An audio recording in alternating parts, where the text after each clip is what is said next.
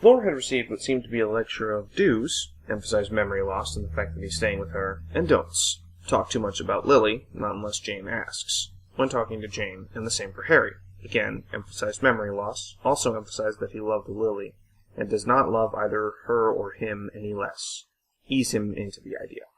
While the rest gave suggestions. Most were helpful. Even Tony's suggestions were helpful, surprisingly enough.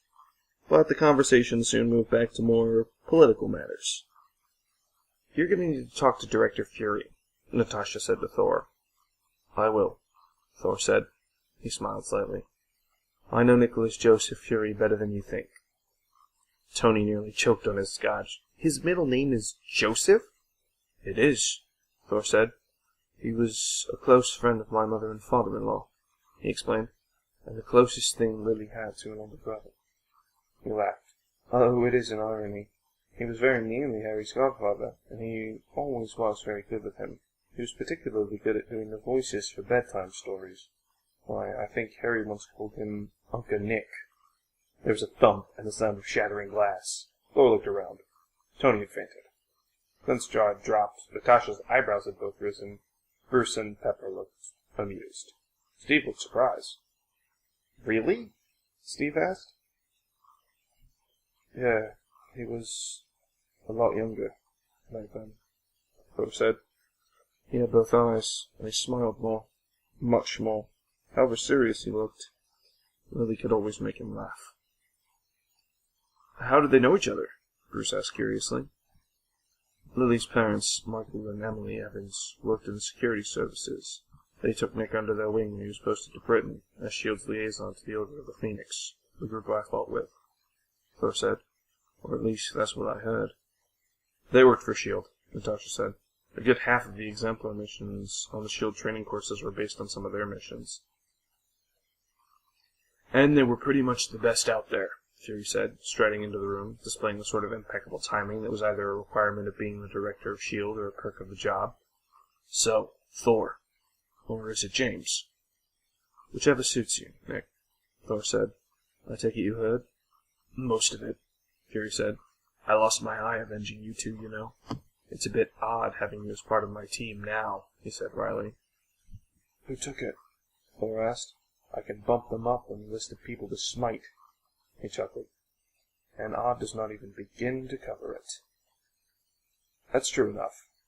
It was Lucius Malfoy," Fury said. He smiled a dark smile. "And I'm the reason he's on his second wand and walks with a cane." "Consider him smoked," Thor murmured. "No," Fury said. "When Lucius Malfoy dies, I'm going to be the one to do it." "Well, this is delightfully morbid," Tony commented from the floor. "So, Nick, what bedtime stories did you read to little Harry?" he asked, smirking. Fury gave Tony an evil look. "James," he said, "I'm going to get you for telling him that." Thor laughed. "Good luck with that," he sobered. "How did you hold up?" "About as well as might be expected," Fury sighed. "I tried for custody of Harry, but that went about as well as you might expect, considering I had no direct tie to him. Remus tried as well, but as a werewolf, he'd have a better chance of becoming minister, and Wanda's job meant that her taking Harry would be likely signing his damn death warrant." He paced. "I knew Sirius was innocent, but only the Order of the Phoenix would even consider taking me at my word, and the politicians had found their scapegoat." "So, you were never going to be listened to, not in a million years," Thor said, nodding. "Exactly," Fury said sourly. "I was lucky not to be obliviated." "I wonder how the kid's doing," Steve said thoughtfully. "I mean, I've had previous revelations like this dropped on your head, and they can be a little disorienting." "It's a good question," Thor said quietly. "I'll drop in on him again, but first, I have business with the Ministry." "So," Harry said, grinning like all his Christmases had come at once, "run this by me again." "Your dad basically told Snape that he controls every thunderstorm in the world and threatened to fry him if he upset you ever again," Fred said, also grinning. "My dad is awesome," Harry said. "Can't deny it, young Harry," George said. "Why, Gred, I'd say..." That he's pretty much a god of awesome? Yes, Forge, I think I agree. Of course, the god of badassery is our new master, Loki, and that was just after Loki basically dared a bunch of students to kill him. Why did they want to kill him? Harry asked. Their parents died in the Battle of New York, George explained. Oh, Harry said quietly, being sharply reminded that his new uncle was a reformed evil overlord. Yeah, Fred said, slightly sobered. Still, he did offer them a chance to kill him if they wanted to, and he did apologize for it. In my own defense, I was insane at the time, Loki said. All three of them jumped. Blimey, Master, we didn't see you there. Loki chuckled. You weren't meant to, and Loki will suffice, unless I'm actually teaching you, he said. Those students had every right to take my life in recompense for their loss. I humbly requested they let me atone for my actions, he continued, and they accepted. He sighed.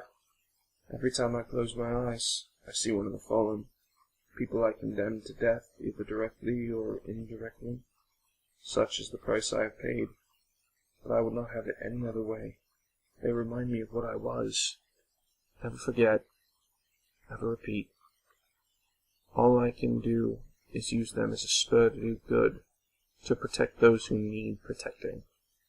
Power comes with responsibility. One I forgot. His expression was determined. Never again. He smiled slightly. Now, what is this I hear about my brother intimidating that vile snake creature? He wrinkled his nose. Honestly, if you were the first mortal I'd encountered when I tried to rule this earth, I would have given a lot of you up as a bad cause. Although we should have subjects who understand the concept of washing every now and then. The three snickered. Yeah, Harry said. Snape. I'm honestly surprised most people can't smell him coming. I can, Loki said, and shuddered slightly. It is not a pleasant experience. He conjured a chair and sat down, ignoring the incredulous stares of the Weasley twins. Wandless conjuration with that much ease was generally held to be impossible. Of course, Loki lived and breathed the impossible. He smiled slightly. And God of Badassery? That's a new title, I must say. I like it. He leaned forward and looked at the three. Now, tell me about this intimidation, in full. The twins shared a look and began to talk.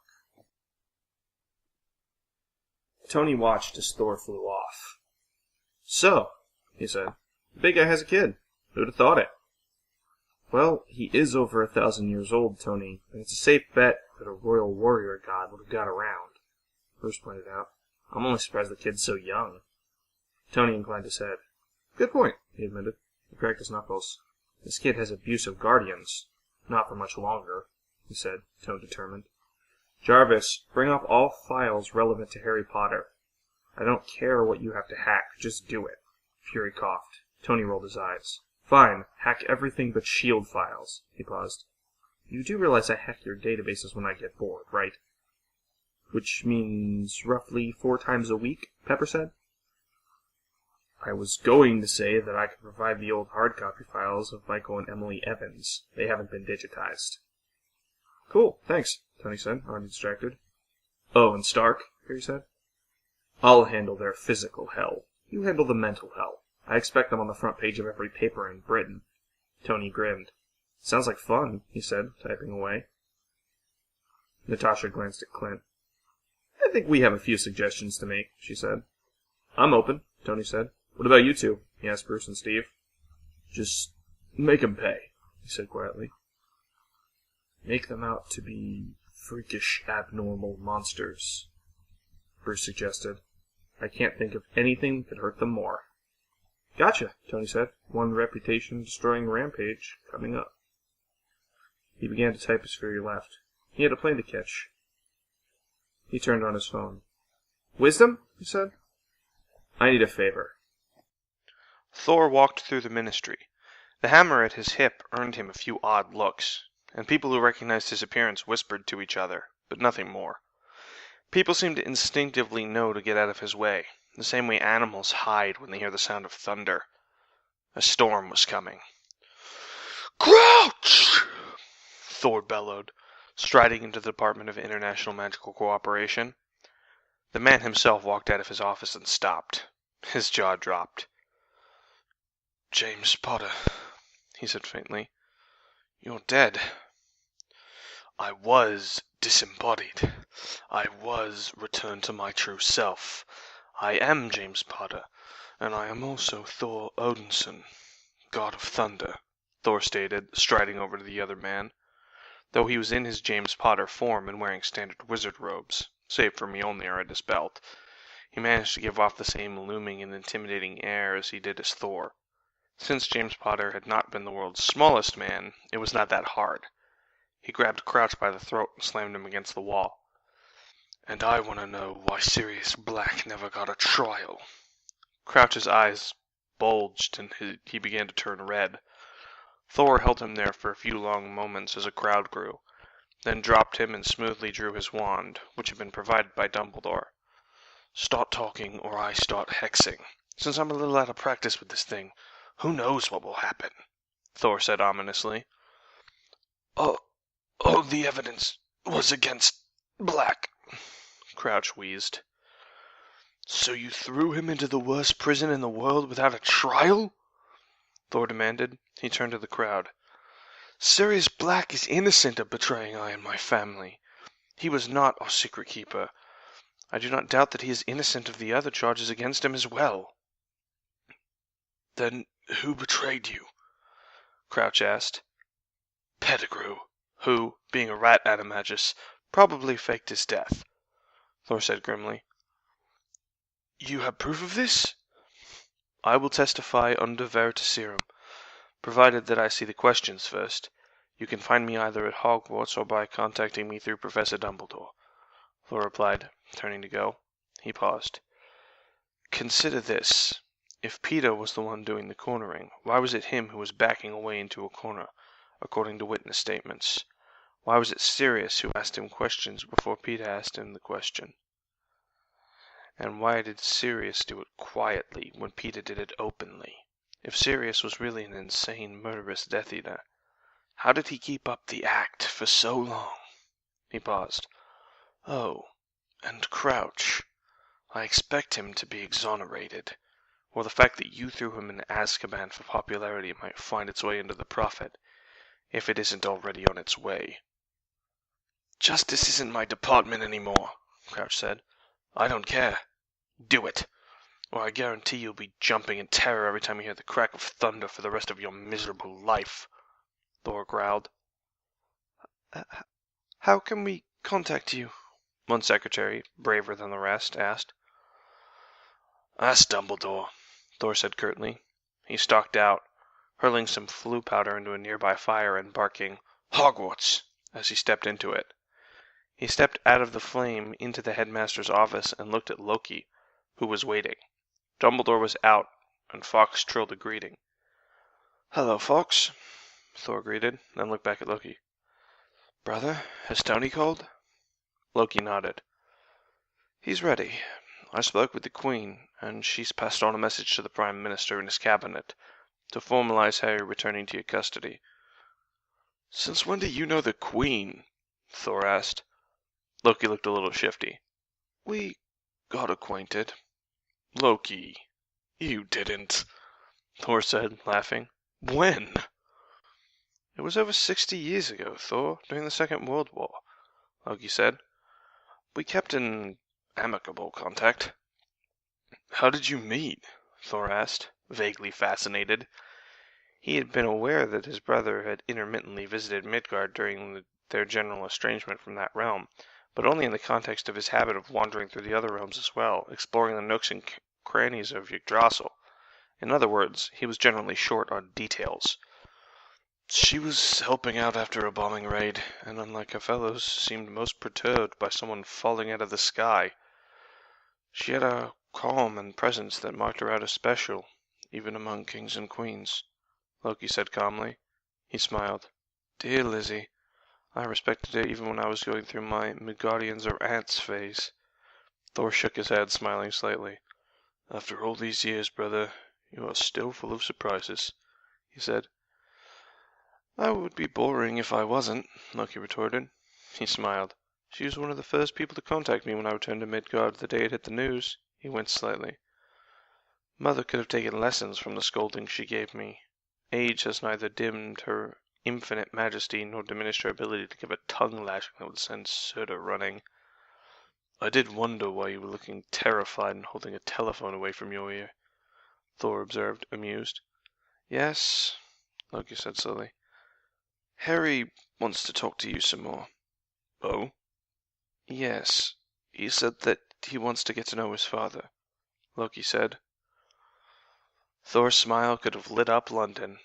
Then it faded. There were darker things to be handled first. Can I come in? Tony asked. Of course, Vernon said, rather confused. Come in, make yourself at home. But why are you here? I'm an industrialist. You work for a drilling company. Why do you think I'm here? Stark said, smirking to remove most of the bite from the words. But there was something about the eyes. Stark's eyes were calculating, eyeing and weighing him. For all the man's less than respectable reputation as a playboy and an eccentric, he was a genius and a brilliant businessman, one who did not trust easily, so Vernon suspected he was judging him as a potential business partner. He brightened up. After all, why else would the man be here? It was hardly as if they had any mutual acquaintances. It was a little puzzling that Stark chose to meet him here, but that could be explained by the man's eccentricity. He led the way towards the kitchen, then turned as a clatter heralded Stark stumbling. A hand had brushed against the cupboard under the stairs, which hung open. Sorry, I'm not used to walking in this thing in confined spaces, Stark said apologetically, though his eyes told a different story. They were looking inside the cupboard, scanning the interior. Vernon realized with a thrill of fear that Stark had meant to fall over. He had meant to knock open the cupboard door. The visor snapped down and Stark scanned the room more closely. Prime Minister? Your Majesty? Members of the Cabinet? And Nicky Boy? Are you getting this? Stark said.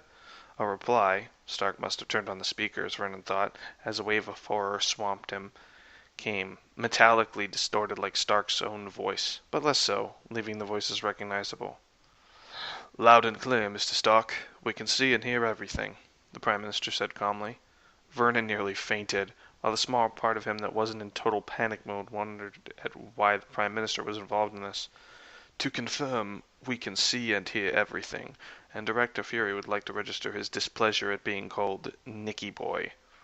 I'm sure he would. This doesn't look like it's been used in several years, but Jarvis says, according to his scans, it was used almost constantly for at least 10 years. If I had to guess, Harry was moved out when he got to Hogwarts age, Stark said. His voice was cold, clinical, even warped by the suit. If I had to guess further, I'd say the precise addressing of the Hogwarts letter frightened these people into giving him a better room. They probably thought retribution for the crimes was coming and hoped to cut it off. I pulled some files relating to Harry, and it says that any attempt to intervene was cut off by bribery or influence. The money's coming from two sources, as the files that should be appearing on your screen now will show.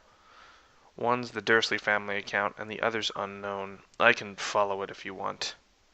Thank you, Mr. Stark. Since you have shown on repeated occasions that Her Majesty's government cannot keep you out of its personal files and that you can run rings around all our computer experts, your help would be much appreciated, the Prime Minister replied dryly. I think we have enough evidence to show that Harry's being mistreated, and the question of blood wards is somewhat moot when young Mr. Potter can spend his summers in Asgard or the Avengers Tower.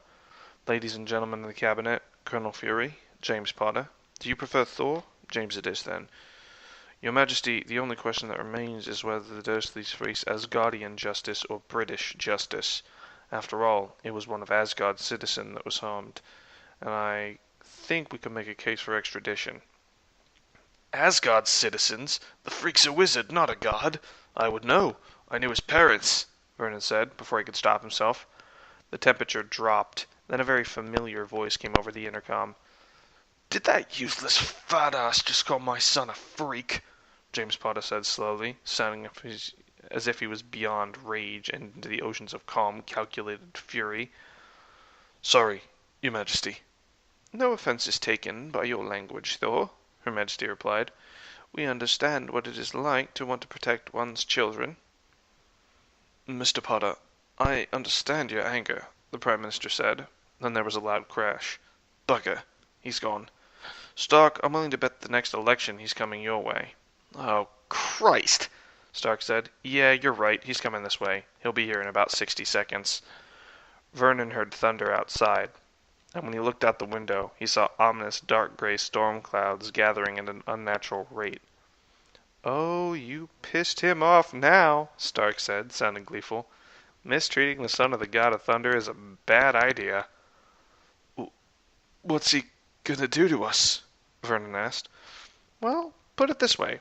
The only reason this house hasn't yet been hit by a thunderbolt the size of the Empire State Building is because I'm in here, Stark said lazily. Vernon whimpered. Don't worry, I'll persuade him not to smite you, if only because what is actually going to happen is going to be more painful, protracted, and satisfying, Stark said, as Thor landed outside the house and strode in, wearing his James Potter form and his Asgardian armor. Vernon whimpered again. Dursley! Thor snarled, drawing back his fist. Petunia had come through by this time and shrieked. Vernon, what is happening? She asked, as a truly enormous storm brewed outside. Justice! Thor spat. Justice, Petunia Evans. At least a decade overdue. You! James Potter, she whispered, blood draining from her face. I go by Thor these days, Thor said coldly, as Vernon cowered. Petunia shrieked, and their son, Dudley, hid behind her. Since he was a good deal wider than his mother, the effect was much like an elephant trying to hide behind a stick, but he was making a valiant effort. Thor, spiting them will be less fun, Stark said, restraining Thor. Remember the plan. Be reasonable. I am not the god of reason and understanding. I am the god of thunder and lightning, Thor roared. A lightning bolt gouged a 10-foot-long trench in the Dursleys' lawn to underscore this. Yeah, we get it, bit guy, but save the smiting, Stark said. You're meant to be setting an example for Harry, remember? Thank you, Tony. He looked once more at the Dursleys, glancing distastefully at the wet patch on Vernon's trousers. There will be a reckoning, Vernon. Petunia. You want to count on one thing. Count on that. Then he strode out and flew off. He's probably gone to hit something, Stark said. I've always wanted to do this. Vernon Dursley, Petunia Dursley, and Dudley Dursley, you are all under arrest in the name of the crown. Come quietly, or I'll bounce you off the walls until you do. They came quietly, much to Tony's voluble disappointment. Why do I never get to hit people? It's always Thor, Bruce, or Natasha. And were bundled into a police car. And all Vernon could think about was those 12 years of revenge had come. With interest. Meanwhile, Petunia was thinking about her predicament. One moment, the Dursleys had been a prosperous, well-respected family, and above all, thoroughly normal. The next, Tony Stark had exposed their most shameful secret. The freak that was, not their treatment of him, which he deserved, no matter what anyone else thought. Like cousin Elaine, her husband John, and their freak daughter Jean. If it wasn't for the shocking revelation that her good-for-nothing and very dead freak of a brother-in-law was in fact not dead and the Norse god of thunder, she'd have thought it was them or some other freak sympathizer that was behind this. She looked at Vernon. He looked like he'd gone into shock. He was deathly pale. I can't believe it, he whispered. Neither can I, dear, she said. They were silent for the rest of the car ride. When they got outside a nondescript concrete building, they were surrounded by police, black-suited men and women who looked like chartered accountants, but could probably kill you with their pinky finger, and men and women in tight uniforms who looked like they could probably kill you with their pinky finger, but could probably work as chartered accountants. Mummy, Dudley said suddenly, Are they going to kill us? Before Petunia could answer, a voice she never thought she'd hear again spoke up. Oh no, Mr. Dursley, Nicholas Fury said, stepping into view. We aren't going to kill any of you. You are going into care, while your parents are on a one-way route to jail. We have rights, Vernon suddenly said. You can't do this. Yes, Mr. Dursley, I can. And I can do a lot worse if you piss me off any more than you already have. For now, just count yourself lucky that we persuaded Thor to let you face human justice. Otherwise, you and your wife would be in the not very tender care of Loki right now. Fury said. And between you and me, all that's really changed about him is which side he fights for. And you abused your nephew. So I think you should realize that you're luckier than you deserve to be. You, Petunia whispered, finding her voice. Yes, me, Petunia, Fury said, single eye glinting. I am very angry with you, young lady. When you were younger, I thought you'd be fortunate if you were half the woman your sister was, magic aside. Now, you aren't fit to lick her shoes. Your parents will be ashamed of you. Petunia sneered.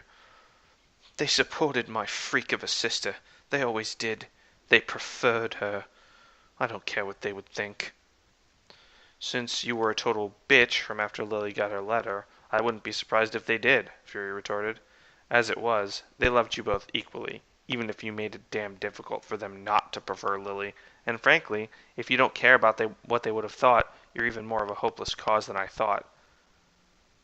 Petunia, dear, Verna muttered, do you know this man? Yes, she spat, I do.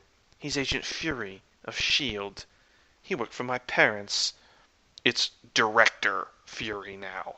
I run S.H.I.E.L.D., Fury said. Lost an eye, I see, Petunia said haughtily. Yeah, avenging the sister you didn't damn well deserve, Fury confirmed coldly. Besides, I only need one eye to see you for what you are. A jealous little girl who turned into a bitter middle-aged woman who married a man who puts the ass in jackass. You didn't grow up, Petunia. You just got older. How dare you speak that way to my wife? Vernon demanded, going purple, having apparently forgotten that he was very badly outnumbered and outmatched. Very easily. Now, shut the fuck up, or I will personally shove your undersized head up your oversized ass, Fury said, glaring. Vernon shut up. Mummy, Dudley whined, I'm hungry. I want to go home. You don't have a home, kid, Fury said bluntly, and you're going to be hungry for quite a long time. In case you were wondering, your rights went out the window a long time ago. He looked grimly triumphant. An agent handed him some newspapers. Ah, tomorrow's paper. Early, Fury said. A nation's shame.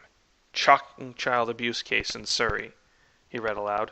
Yesterday, that's today, by the way, Britain discovered that it had been playing host to the lost child of Thor, Norse god of thunder, and an avenger. Details are naturally being kept under wraps, but it's believed that the child was born to a human woman while Thor was undergoing a period of exile on Earth to learn humility, under the enforced belief that he was human. Something enforced by his spirit inhabiting a human body from the body's birth.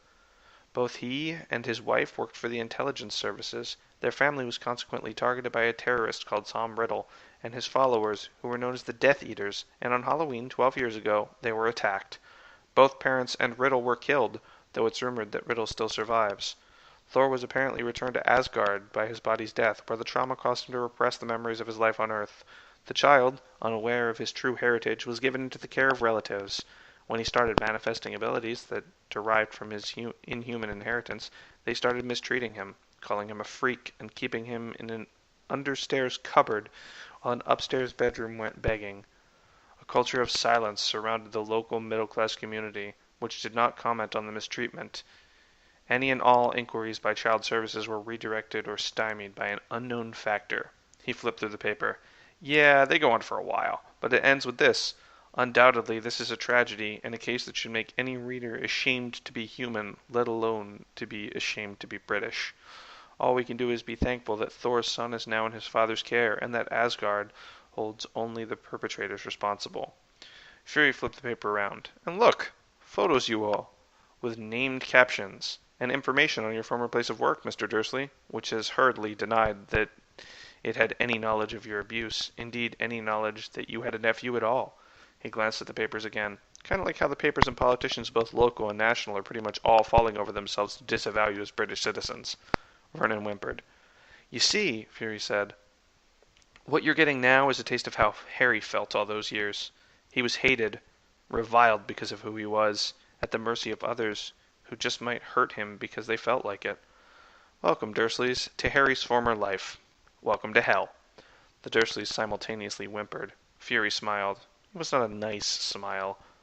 I hope you survived the experience, he said, He glanced at the darkly handsome black-suited man who Petunia noted absently bore striking resemblance to one of Lily's freak friends, with an eye patch. "Take 'em away, Wisdom," Fury said. The man nodded, and a couple of burly agents dragged the Dursleys into the building. Vernon and Petunia were never seen again, save for a few court appearances. Dudley went into care, where he was bullied for his weight. The name Dursley became, for a period, only marginally less reviled than Hitler, as the papers whipped up a storm, eager to focus the blame on someone. Analysts noted that the names Vernon, Petunia, and Dudley all but dropped out of usage over the following years. They went down as one of the most hated families in modern history, thanks to the imaginative manipulation of the internet and papers by Tony Stark. This would not be the last that was seen of them, of course, and these acts, as cathartic as they may have been, were not without consequences, but for the time being at least, revenge was complete.